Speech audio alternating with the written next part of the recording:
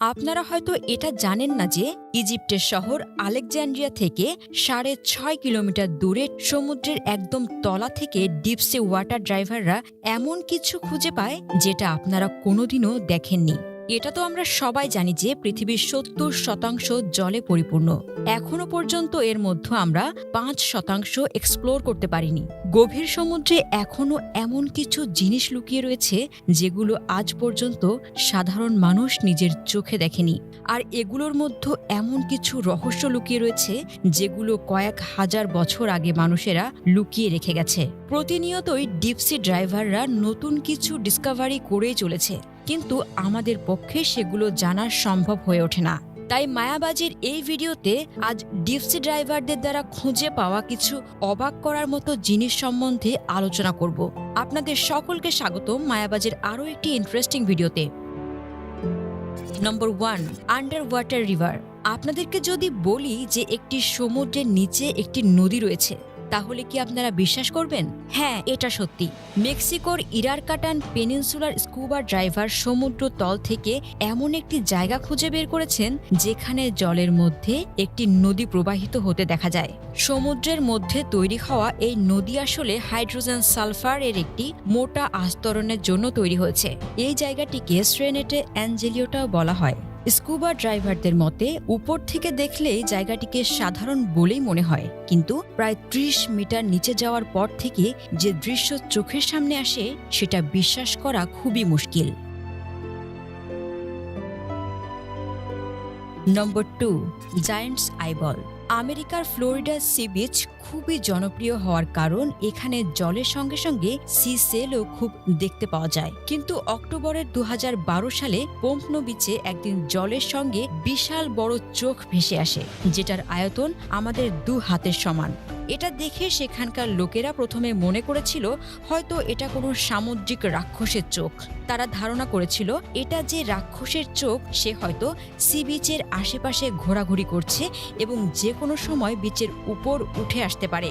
এই কারণে ধীরে ধীরে লোকেরা বিচে আসা বন্ধ করে দেয়। কিন্তু যখন এই চোখ ওয়াইল্ড লাইফ ডিপার্টমেন্টের কাছে যায়, তখন বিজ্ঞানীরা নানা রকম পরীক্ষা নিরীক্ষা করে জানায় যে এটি কোনো রাক্ষসের চোখ নয়, বরং এটি সাধারণ সল্ট ফিশের চোখ, যাকে হয়তো কোনো মানুষ ধরে তার চোখ বের করে ফেলে দেয়। নম্বর 3, দ্য লস্ট সিটি। ইজিপ্টের শহর আলেকজান্দ্রিয়া থেকে ৬.৫ কিলোমিটার দূরে ডিপসি ড্রাইভাররা সমুদ্রের তলা থেকে এমন কিছু খুঁজে পায় যেটা সাধারণ কিছু ছিল না। যখন এই জায়গাটির কথা ফ্রেঞ্চ আর্কিওলজিস্ট ফ্রাঙ্ক গার্ডিওর কাছে পৌঁছায়, তখন তিনি এই জায়গার পর্যবেক্ষণ শুরু করেন। বহুদিন পর্যবেক্ষণ করার পর এই জায়গা থেকে ৬৪টি জাহাজ, ৬৭টি নোঙর সোনায় ভর্তি হয়ে থাকা গুপ্তধন, ১৬ ফুট উঁচু নানা রকম মূর্তি এবং ছোট ছোট পাথর পাওয়া যায়, যেগুলোর উপর অদ্ভুত অদ্ভুত আকৃতি দিয়ে কিছু লেখা ছিল। এই সকল জিনিসগুলো সমুদ্রের তলায় বহু কিলোমিটার জুড়ে ছড়িয়ে ছিটিয়ে ছিল। পরে জানা যায় এই জায়গায় ২৩০০ বছর আগে ইজিপ্টের একটি বড় শহর ছিল, যেটা হয়তো ইজিপ্টের মেইন সিটি ছিল। কিন্তু এত বছর পুরনো এই শহর কী কারণে এরকম ভাবে হারিয়ে গেল, এর উত্তর এখনো পর্যন্ত কারো কাছে নেই। নম্বর 4, ওরাফিশ। সমুদ্রের প্রায় ১ কিলোমিটার নিচে এমন এক জাতের মাছ বাস করে যে মাছগুলোকে দেখা জাপানের লোকেরা খুবই খারাপ বলে মনে করে। এই বিশাল মাছটিকে জায়ান্ট ওরাফিশ বলা হয়। সমুদ্রের ১ কিলোমিটার নিচে থাকে এই মাছ এবং এটাকে দেখলেই মনে হয় যেন এটা কোনো সামুদ্রিক সাপ। জাপানের লোককথার মতে এই মাছ সমুদ্রে দেখতে পাওয়া মানেই এটা নিশ্চয়ই কোনো পরিবেশ দুর্যোগের সংকেত। কিন্তু বৈজ্ঞানিকদের মতে গ্লোবাল ওয়ার্মিং এর কারণে উষ্ণতা বৃদ্ধির ফলে এই মাছেরা সমুদ্র তল থেকে বেরিয়ে আসছে। কোথাও না কোথাও এটাও পরিবেশ দুর্যোগের সিম্বল। নম্বর 5, স্কাল্পচার পার্ক। সমুদ্রের তলায় স্কুবা ড্রাইভিং এর মাধ্যমে সামুদ্রিক জগৎ দেখবার ইচ্ছা সবারই থাকে, কিন্তু এই অ্যাডভেঞ্চার করবার সময় হঠাৎ করে যদি আপনার সামনে এই সকল মূর্তি চলে আসে তখন কেমন হবে একটু ভেবে দেখুন তো। ওয়েস্ট ইন্ডিজের গুহি শহরের কয়েক কিলোমিটার দূরের সমুদ্রের তলায় এই অ্যাডভেঞ্চার পার্ক দেখতে পাওয়া যায়। কিন্তু এই পার্ক বানানোর পেছনে যে আসল কারণটা রয়েছে সেটা যে কোনো মানুষের মন ভালো করে দেওয়ার মতো। সমুদ্রের মধ্য চারিদিকে ছোট বড় পাথর ছড়িয়ে ছিটিয়ে রয়েছে, যার মধ্যে ছোট ছোট মাছ বাস করে। কিন্তু যে জায়গায় এসব পাথর অবস্থিত থাকে না সেই সব জায়গায় ছোট মাছেরা যাওয়া পছন্দ করে না। 800 স্কয়ার ফিট জুড়ে পার্ক বানানোর আসল কারণ মাছেদের জন্য থাকার জায়গার ব্যবস্থা করে দেওয়া।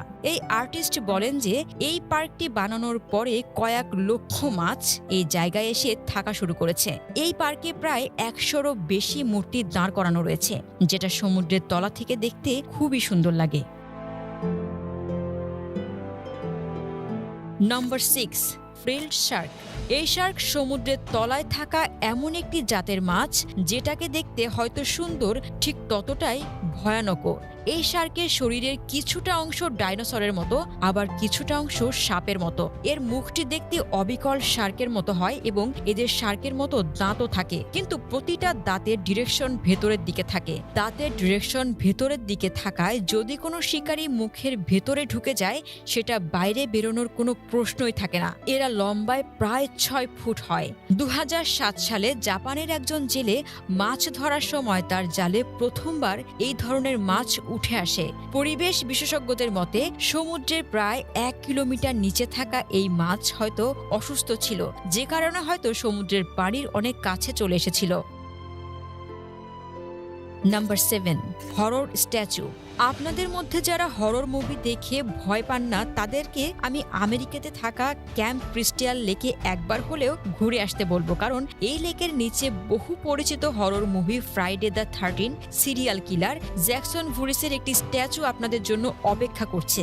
এই স্ট্যাচুটির মালিক বলেছেন যে তিনি অনেক বছর ধরে এই লেকে ড্রাইভিং করছেন এবং তিনি অন্যান্য ড্রাইভারদের সাথে প্রাঙ্ক করার জন্য ফ্রাইডে দ্য 13 এবং ভয়ানক সিরিয়াল কিলারদের ক্যারেক্টারকে বেছে নেন। আর এই প্রাঙ্কটি সত্যি ভয়ানক ছিল।